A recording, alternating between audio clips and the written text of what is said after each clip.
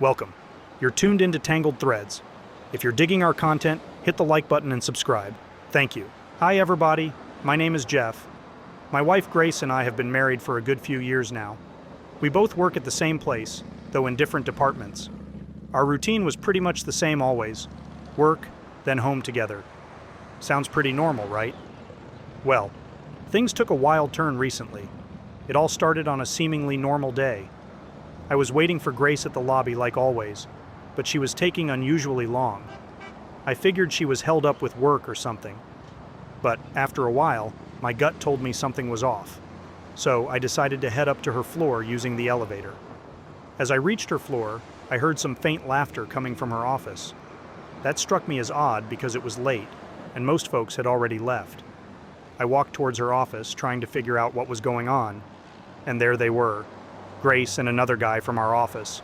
Way too close for comfort, if you know what I mean. I was shocked, hurt, angry, all at the same time. Without thinking much, I pulled out my phone and took some pictures. I know it sounds like a cheesy detective movie, but I needed proof. I didn't confront them right there. Instead, I just walked back to the lobby, pretending like nothing happened. Grace came down after a while, and we went home together. It was the longest ride of my life. I could barely speak to her. I felt like a volcano about to erupt. Now, our office Christmas party was coming up in a few days, and I had a plan to expose her in front of everyone.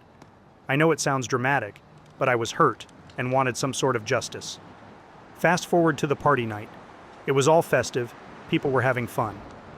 Midway through, I gathered up the courage, stood up, and proposed a toast. As I connected my phone to the office TV, I could feel every eye in the room on me. The festive chatter hushed into a tense silence.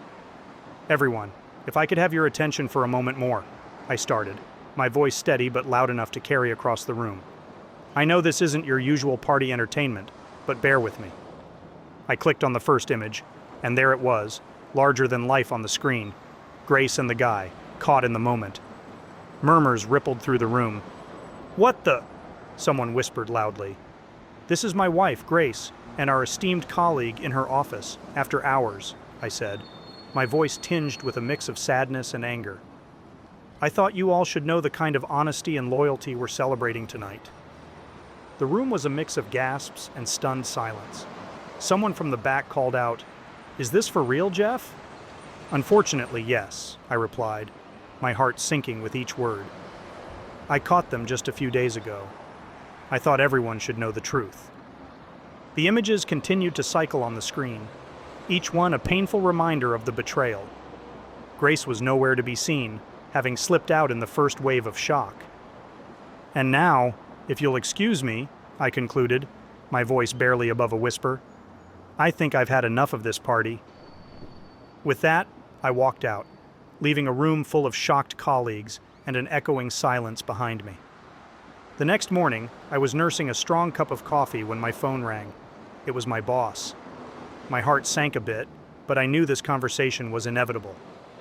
"Jeff, we need to talk about last night," my boss said, his voice serious but not unkind. I sighed. "I know, and I'm sorry it had to come out this way. I just couldn't think of another way to—" He cut me off. "Jeff, I understand. It was a shock to all of us. What you did at the party, it wasn't the best way to handle things. But I get it. You were hurt." "I didn't mean to create a scene," I replied, feeling a mix of relief and anxiety. I know. And about Grace and the other employee, they've been let go. It's against company policy, and we can't just overlook it," he continued. I nodded, even though he couldn't see me. "I understand, and I appreciate you handling this." "There's more," he added. "We're giving you a week off. Officially, it's a suspension for displaying personal images at the party. It's to keep things fair and avoid further issues." That took me by surprise. "A suspension, I see. That's fair, I guess. Thank you for being understanding." "We'll see you in a week, Jeff. Take care of yourself," he concluded, and we ended the call.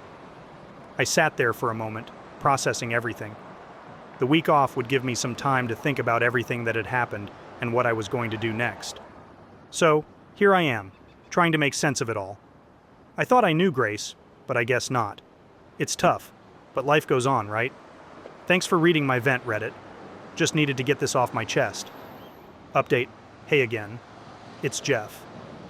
A lot has happened since I last posted about the whole fiasco with my wife, Grace, and the office Christmas party. I thought I'd share an update because, honestly, it's been a whirlwind. After the dust settled from the party and my temporary suspension, things moved pretty quickly. Grace and I, well, we didn't have much to talk about. The betrayal was too deep, and the marriage was beyond repair. We filed for divorce, and it was a pretty straightforward process since we didn't have kids.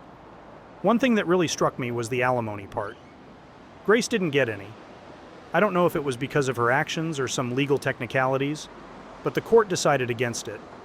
I have mixed feelings about it. On one hand, I feel it's fair after what she did, but on the other hand, it's tough to see someone you once loved struggle. And struggle she did. Turns out the company we worked for had a lot more influence in the area than I thought. They own a significant number of offices and buildings around here. After what happened, Grace found it nearly impossible to get a job in her field.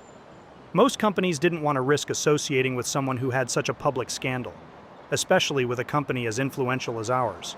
I hear from mutual friends that she's been having a hard time. She had to move out of our place, obviously, and is living in a much smaller apartment now. I don't take any joy in her situation. It's just sad, I guess. As for me, I'm back at work. Things are a bit awkward, but people have been professional about it. I'm just trying to keep my head down and do my job. It's not easy, but what can you do, right? I've had a lot of time to think about everything. Part of me wonders if exposing her the way I did was the right thing. Did it lead to her current situation? I don't know. But at the time, it felt like the only way to handle the betrayal. Life's weird. You think you know how things will play out, but you really don't. Anyway, thanks for reading. Just needed to put this out there. All right, men, listen up. No woman is safe from the clutches of another man. I think I've read enough of these stories to know that by now. They're too overly emotional. They can only see that right now they feel good, and can't seem to see the impending tsunami approaching in the distance. Keep your heads high and stay strong, fellas. Anyways, let us know your thoughts in the comments section below.